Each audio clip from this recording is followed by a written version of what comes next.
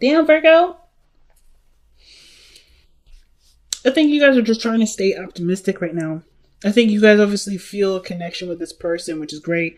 And you're moving on from the past to hope for a better future, to take advantage of new opportunities that come up, which is great. The Two of Cups obviously is the person that you're dealing with. You and the person that you're dealing with that feel the same exact way. This can come up as a platonic energy, but because we're doing a romance life reading, this has this is definitely probably more than just platonic.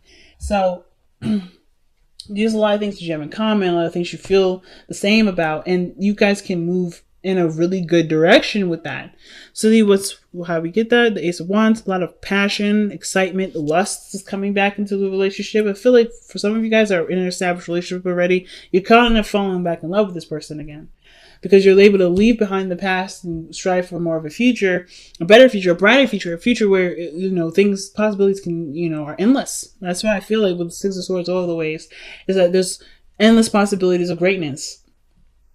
And leaving behind the past is one hard thing to do, but you're doing it.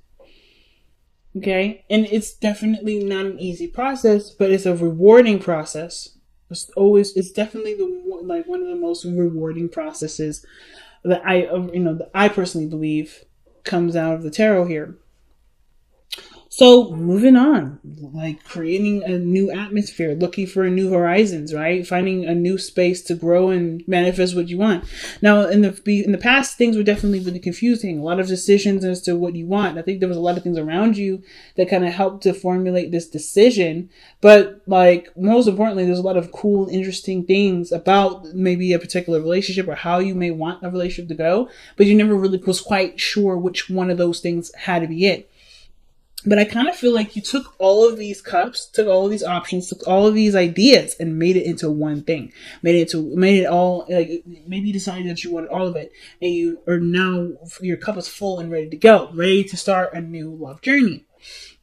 This is where I was definitely seeing maybe you guys are falling back in love with the person that you're currently with, that you currently had things with or relations with beforehand, but things were just not very clear. Things just kind of felt like things were just like a fantasy or too good to be true. Or some things may have just been like just outright just bizarre. And maybe put you in a position really to think about what you really wanted in our love life so that way you could have it. So the Ace of Cups, right? I think you picked the cup, you figured out which one you wanted out of this group, or you made all of those options of like a thing of its own, right? You know exactly what you want, you know what you're desiring, you're ready to go after what you want. And this person is so passionate, so sexy, guys. The King of Wands, absolutely scrumptious. But you're not there for their body, but you're allured, you're attracted to them, and you have such a strong, feeling for them. Like there's something with the Ace of Cups. This is new love. If they haven't already approached you and have expressed how they felt, then you definitely are feeling something towards them regarding that already. But this energy that you have here is a strong, potent energy, very romantic, very exciting. The only thing I have kind of concerned going on right now is this 10 of Wands that's in your future. Being overburdened with responsibilities and tasks, feeling like you've got too much going on, too much on your plate. Let's see why the 10 of Wands is coming up in your future like this. Because of the 3 of Pentacles, planning for the future. Why is planning for the future too much? Because because of the 2 of Wands, action needs to be taken. Maybe not sure where to go. So already to me, with the 10 of Wands, what the 10 of Wands is saying, it kind of gives me this vibe that for some of you guys out here, you already have a lot going on in your life. And just like you want to expand, you want to move forward in a relationship. But of course, right, with that 10 of Wands and the Justice card that came out earlier, I kind of feel like this is really where the whole balancing your life out situation comes in, to create space to have what you want. Because I feel like you see great value in planning with the future with this person. That's why you're planning it. And there's obviously action that needs to be taken to obviously make this idea a reality. I think it's just that with the 10 of Wands, you kind of feel like you're swamped and you're kind of doing this on your own. But you have somebody around you that can help. Like, for instance, I think the only action that may need to be taken is actually trusting the person with taking on responsibility, so that way you don't have so much. Because the Three of Pentacles, yeah, it's playing the future with the person. So I may be looking at the strengths and their weaknesses to see how they can help you move forward with this. Because this is something that is requiring both parties to participate. And I kind of feel like maybe you guys, like, it's about learning to include someone in your hard work instead of trying to do all of it by yourself, maybe. Which definitely is a learning curve all in itself. So why do we have the Knight of Swords in your best path to follow? That's the Knight of Swords is usually someone that comes in charging in with an idea or perspective and not necessarily interested to hear what anybody else has to say. He's really quick to move with something. He's really quick to start arguments. And the Knight of Swords usually means, like, you know, to go after something, to fight for it, right? If you truly believe in it and it's something that you stand by, go for it, right? And the Knight of Swords is charging towards the page, the Ten of Wands, right? Charging right through it. I want to know why we're having that card. It could be that, you know, it could be that the situation is just telling you to go full steam ahead. You already have your heart connected. You already, like, have, you know, this is like something that you may want. Knight of Swords may be saying, hey, going for it is the only way things can actually happen and grow.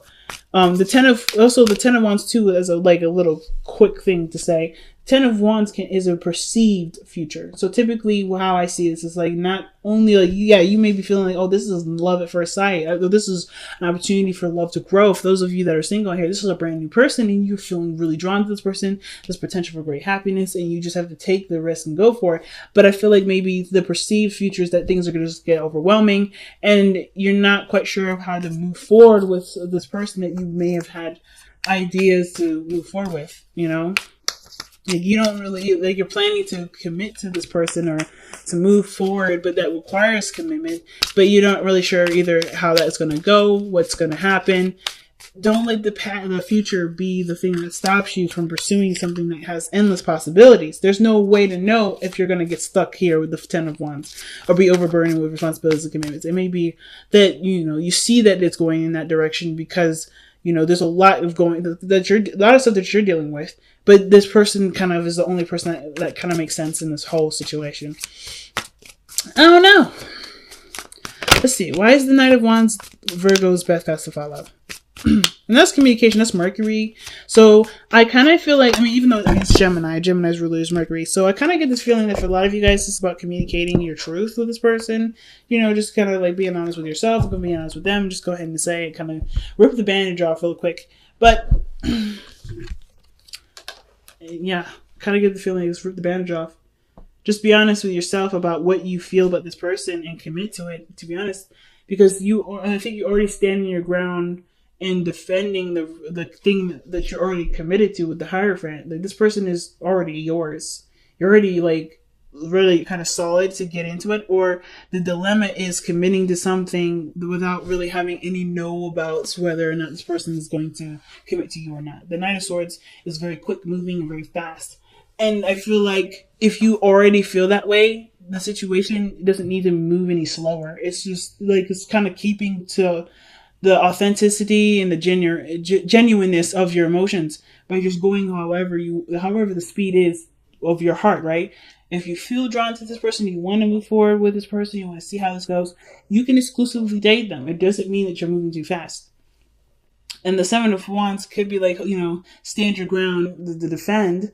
I feel like, you know, when it comes to the Knight of Swords, be true about what your truth is, right? Be honest, be open. But also be, you know, of course, I wouldn't necessarily say to wait till the person commits to you, but more of like with the Hierophant and the Seven of Wands, there may be something here that you've already committed to in your heart. But you know, as far as the growth of the relationship, commit to what you're willing to commit to and let the other person, you know, and then just kind of discover the person along the way.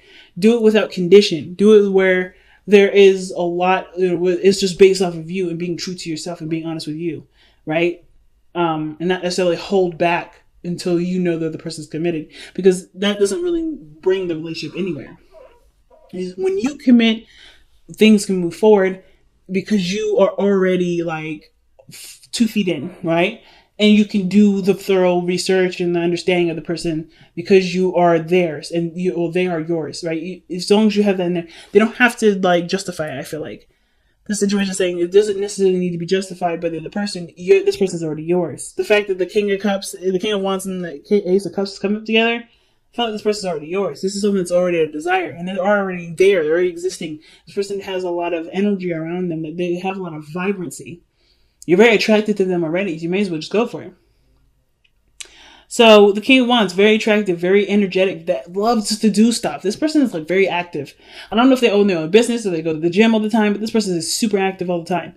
But this person is also someone that is very spontaneous, very romantic, very creative, and they're very confident in their individuality. They're very confident in themselves. They're very quirky, but they have that's a beautiful quirk. And whoever they have their eyes on that they love and they feel deep cherished, feelings for, they usually end up being in that person's spotlight, right? So they never outshine another person. They always put the spotlight on the people that they have great pride in. It's a card of Leo. So, like, this person is very energetic, very vibrant, very high in their energy. Like, this person is very attractive. If it's not looks, then it's their energy, it's their vibe, it's the way they carry themselves, it's their personality, it's their humor, something that brings their attention to you and it makes you kind of like perk up. It really brings up your energy as well. This person's very, very, very nice. But I feel like, too, this is someone that you may have already met, someone that you've already known for a while, someone that you may have had off and ons with. But this could also indicate this is someone that you may have feelings for, that that you may want to express love to. This can also indicate this is somebody that reminds you of a past lover, or this is someone that's already romantic. The fact that this is in your hopes and fears maybe that you hope that this person remains romantic, and this person remains consistent with their emotions, how they feel. Like, I feel like their passions trying to kind of change maybe a lot sometimes. But I kind of feel like, too, the romance is there, and that's something that you love and that you like. And because your 7th house is Pisces.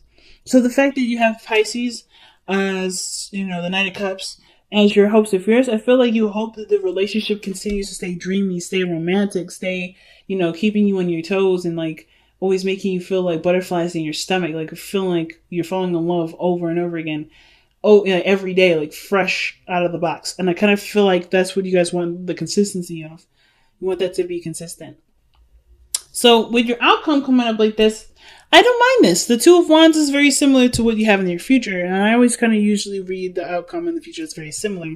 But the outcome usually means if the energy remains the same, where you kind of feel like what do you do? What do you do now? How do you move forward? How do you expand in this relationship? What action needs to be taken, right? What choice have you made to move forward in your relationship with this person, or to advance in some feelings that you have? And the only person that can answer that is you, right? What decision that you're kind of left with the decision, right? You have a beautiful relationship that can blossom and go so far. What are you willing to do? Or like, what do you want to do about it? What is your first step? But do it, coming from a pure, genuine place of pure wanting to action wanting to be put into it. Not really what you can see or what you can get out of it, not necessarily results, but what is truly what you want to feel out of it. Like, what do you want to express in this moment? Being in the moment with the person. Very big, fam. Very big. Let's go ahead and see what you guys have for your wisdom of the Oracle cards. Okay, a change in the wind. So no action needs to be taken at this moment. So that means that there's a lot of stuff that's happening, a lot of things that are adjusting, and right now it's just being in the moment with the situation. Nothing wrong with planning ahead or anything like that, but you don't want to take action on what's being planned on right now because there's just too much going on. It's probably what you guys were seeing here with the 10 of Wands. There's a lot of stuff happening, a lot of things are changing, and there's nothing wrong with planning for, taking action, but taking those steps towards that plan may not be the ideal right now, okay? And this is surrender your ego. Ooh. Cultivate gratitude, be of service to others, and come from your heart, man. Genuine feelings, like I was saying, coming from the heart, being in the moment. A big ego can work against you, but humility will further your goals. Okay.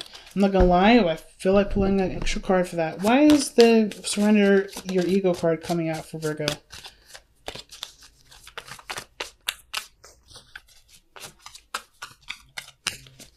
Because the ego is also the doer. Right? That's the card of doing things, taking action on something, going for what you want. Right? That's the ego. That's usually something that takes action.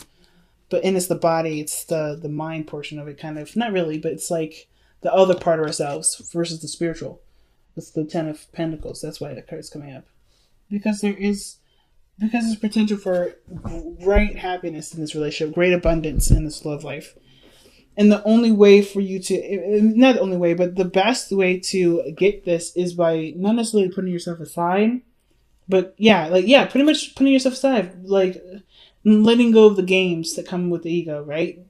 Being coming from a genuine place of love and desire, right? Not necessarily one of calculated results, not trying to create something out of something by doing something with a purposeful intent, like doing it because you want to, not because of something you can get out of it.